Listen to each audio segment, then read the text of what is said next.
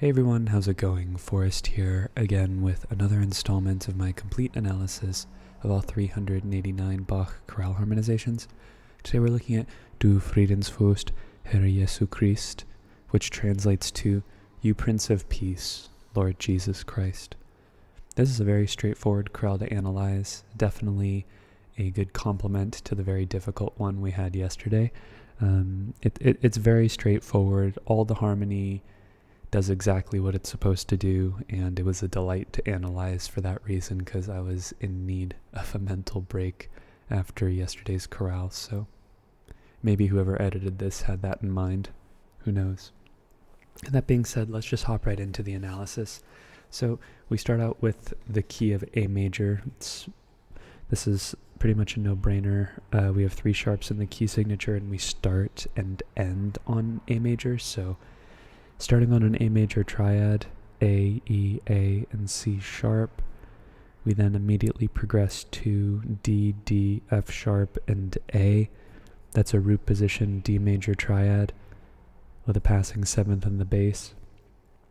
B, D, G sharp, and B. That is a G sharp diminished triad in first inversion. So 4 is going where it generally wants to go, to a dominant. Then we have A, E, A, and C sharp, another root position tonic triad, followed by G sharp, E, B, and E. That's an E major triad over G sharp, so that would be a 5 chord in first inversion. We then have F sharp, A, and D. That is a D major triad in first inversion, kind of like a deceptive progression because both 6 and 4 share the same bass when 4 is in first inversion. And then we have G sharp, E, B, and D.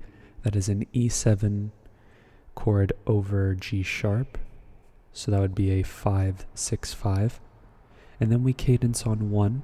However, we're not, this is an authentic cadence for sure, but this is imperfect authentic because of the fact that we have C sharp in the soprano, and also because the chords preceding, or the 5 chord preceding it, is not in root position. That's, you usually see root position dominant triad or dominant 7 chord before the tonic in a perfect authentic cadence anyways. So immediately afterwards we get C sharp, E, A, and E. He just rotates the voices here. It's still an A major triad, just in first inversion this time. And then we have F sharp, A, and D. That's a D major triad in first inversion, passing tone in the bass. I really like how plain this texture is. Not having to mark non-chord tones is a delight. We then have A, E, A, and C sharp. That's another tonic triad, this time in root position. And then we have D, A, D, F sharp, A, and B. That is a B minor 7 chord over D. Bach loves his 2, 6, 5 chords, as we've seen in the examples previous. Then we have E, E, G sharp, and B. That's an E major triad in root position, or a 5 chord. And then this is probably the most interesting thing of the chorale, is that usually the grammatical structure would be imperfect authentic cadence, perfect authentic cadence, incomplete clause, or a dependent clause. Is that a thing? A dependent clause where it's like a sentence fragment followed by a comma, then with a perfect authentic cadence. But here we have another imperfect authentic cadence, and this is the first time we've encountered this structure where a phrase has 2 imperfect authentic cadences. It's really interesting. But of the 2, I'd say this one's stronger because it's still 4-5-1 bass motion as opposed to 6-7-1 bass motion.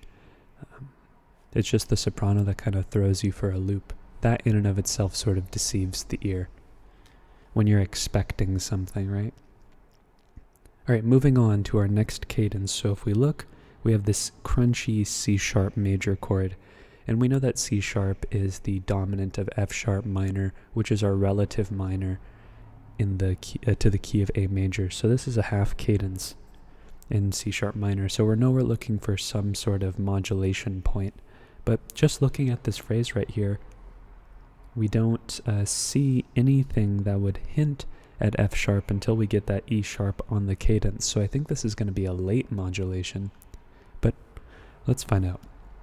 So we start with an E major triad, E, E, G sharp, and B, with a passing tone in the bass. Then we get G sharp, B, E, and B. Another E major triad, but this time it's in first inversion. Then we have E, E, G sharp, and B. Another E major triad again, but this time it's in root position, so we're just changing the figured bass. This is kind of like that motive from yesterday's chorale where he just takes the tonic triad and inverts it, like all the way through second inversion throughout the phrase, which is really interesting. Then we get A, E, A, and C sharp. There is our tonic triad. E, E, G sharp, and B. Again, another root position 5 chord, another E major triad with a passing 7th in the tenor. And here we go. Here's where we get our first potential modulation point. And I'm going to make the argument that it is because you really can't. Modulation takes a little bit of setup, and I'd say 3 beats, or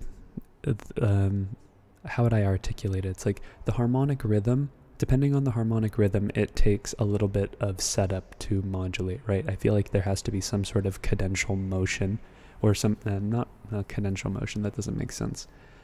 There has to be a cadential progression, like 1 to 5 to 1, or at least 5 to 1 in the key to establish it. But because we have a half cadence here, I think this F sharp, which would be 6, right? F sharp, C sharp, F sharp, and A. This is now going to be our 1 in the key of F sharp minor. We then get B, D, G sharp, and B. That's another G sharp diminished triad in first inversion, but instead of being 7-6, it's 2-6 in the key of F sharp minor. And then we cadence on 5, of course, C sharp, E, and G, and its root position. And half cadence is, I'm willing to hedge my bets and say most half cadences don't have the chords tonic in the soprano, or it doesn't necessarily matter the same way that it does in authentic cadences. But regardless, we stay in F sharp for the next beat as well, because we get the C sharp, and then it goes immediately to F sharp again, F sharp, C sharp, F sharp, and A, which is the same way it's spelled when we first see it. So there's our 1 chord. But looking ahead again to our final cadence, of course it's going to be a perfect authentic cadence in the key of A major, so I think this is another modulation point. Now, of course, you could make the argument that it happens later, but the reason why I think it happens here is because the chord we get afterwards is E, and flat 7 chords in minor keys, we see them, but based on the progression that happens afterwards, because it goes to A again, and then an A pretty much stays the tonic throughout, the melody really sounds like it's gone back to A major at this point, so that's the analysis that I've stuck with. So 1 is now 6. So 6 turned into 1, and then 1 turned into 6 again. I think that symmetry is pretty cool. Then we have E, E, G sharp, and B. That's another root position E major triad, so 5. And then we have A, E, A, and C sharp, our tonic triad in the key of A major. We have E, E, E, and G sharp, E, E, and B. I always confuse these clefs. I get used to reading treble, then I have to read bass. This is an E major triad over G sharp, so that would be a 5-6 chord. Then we have F sharp, D, A, and D. Again, another D major triad in first inversion, kind of like a deceptive progression here, where we expect G sharp to go to A, but instead it goes to F sharp. So 4-6 is kind of like a substitute for 6. If you learned about deceptive progressions as 5 going to 6, 5 going to 4-6 I think has that same effect. And then we have E, E, A, and C sharp. This might be actually the most interesting part of the chorale. It has 2 really interesting parts. The cadential structure of the first phrase is interesting, but this right here, this is a 1-6-4 chord, and we would expect 1-6-4 to go to 5. But 164 does not go to 5, right? Because this is an A major triad in second inversion. It's still valid, like textbook-wise, because it's part of a passing figure, like it's a passing 6/4. But it's close to the cadence, which is what's interesting. D, F sharp, A, and B. It goes to a 2-6-5 chord, a B minor over D, or B minor 7 over D. It's really interesting. And then we get, of course, in anticipation for the cadence, we get a 5 chord, E, E, G sharp, and B. So that's just a 5 chord in root position with a passing 7th in the tenor. And then we get a cadence on 1, A major, A, C sharp, E, and A. All in all, a very quaint chorale. It was a nice break after yesterday's brain puzzle.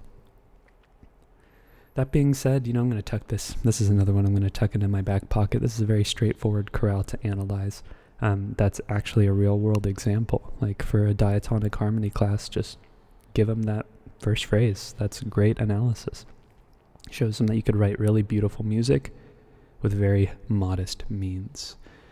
That being said, everyone, thank you so much for continuing to watch my videos and support the channel. I've been enjoying the analysis so far. It's been really nice. It's become a daily routine at this point, and it's something that I look forward to doing. Some days I'm able to put more into it than others just because I have more energy. Today is, I think, one of those days.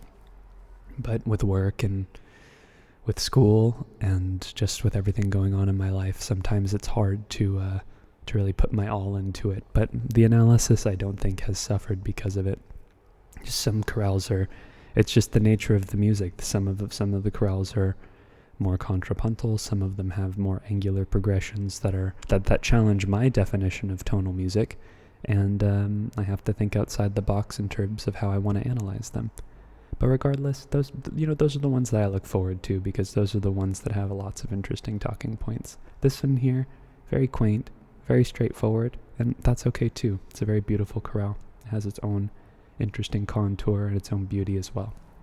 So I will leave you all on that one. Thank you so much for watching the video. Thank you so much for supporting the channel, and I look forward to tomorrow's analysis. Take care.